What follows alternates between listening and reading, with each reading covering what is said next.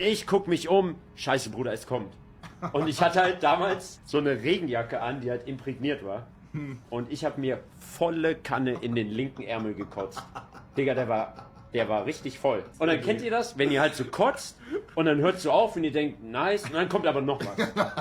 Und ich hockte halt schon so mit dem Arm so nach oben und es kommt halt noch was. Also kotze ich dann so auch noch, Warte, während ich... Aber haben die das mitbekommen? Ja klar, Mann!